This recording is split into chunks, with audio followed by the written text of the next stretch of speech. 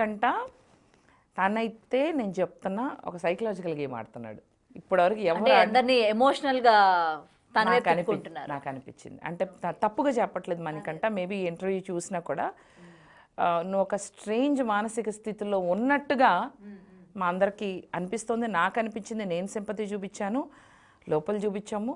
So నాకైతే అట్లా అనిపించింది. అంటే ఎక్కువగా నేను కామెంట్ చేయకూడదు కాబట్టి నాకు అనిపించింది మాత్రం చెప్తున్నాను. అదే, ఎందుకంటే మణికంఠని మనం అంటా ఉంటాం కదా, కందిరీగని కదిపితే చాలు ఏంద్రబాబు ఇలాగ అయిపోతారు చిన్న ఇష్యూకి. నువ్వు మామూలుగా ఇగో ఒక బాధ్యతలా తీసుకొని నిఖిల్ అన్న అది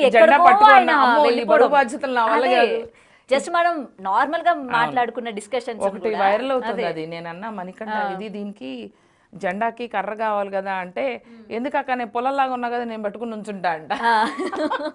సో టైమింగ్ మంచి సైకలాజికల్ గేమ్ ఆడుతున్నాడు.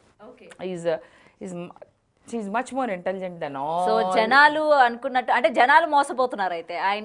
నేను అది నేను చెప్పను, అది వాళ్ళ విజ్ఞతకి వదిలేస్తారు. సో నాకు అనిపించింది ఏంటంటే మంచి, తను కూడా ప్రతి మాట ఆలోచించుకుని కెమెరాతో వీళ్ళు భయంకరంగా ఆడుతున్నారు ఈ ముగ్గురు అయితే. బా ఓకే. మరి ఇంకొకరు హై ఎక్స్పెక్టేషన్స్ తోని, అంటే కొంచెం విష్ణుప్రియ గతంలో బిగ్ బాస్ గురించి ఎన్నో వ్యాఖ్యలు చేసింది, అసలు వెళ్ళకూడదు అది ఇది, మన పర్సనాలిటీని బయట పెట్టుకోవడం వేస్ట్ అని చెప్పి. ఆమె వాళ్ళు బిగ్ బాస్ లోకి వచ్చింది కదా, సో ఆమె ఆట ఎలా ఉంది? ఇప్పటి వరకు అయితే ఆమె ఆట తీరి ఇంకా చూడలేదు జనాలు ఎవరు. ఇంకా తను దీన్ని సరదాగా చక్కగా హ్యాపీగా, నేను అట్లా వచ్చాను యాంకరింగ్ చేసుకునే విష్ణుప్రియ కూడా అలాగే వచ్చింది.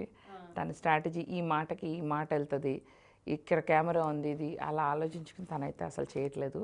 పాపం తను నార్మల్గా ఉంటుంది, ఇంకా చెప్పాలంటే హార్ట్ఫుల్గా ఉంటుంది. తను ఏది ప్లాన్ చేసుకుని మాట్లాడట్లేదు. I want her to be winner. Okay, మరి టఫ్ కాంపిటీషన్ ఉన్నారు కదా, అండ్ బిగ్ బాస్ అనేసరికి టాస్క్లను కూడా పరిగణిస్తారు. అవును, చేయగలుగుతుంది. విష్ణు స్ట్రాంగ్, తను చేయగలుగుతుంది. ఓకే.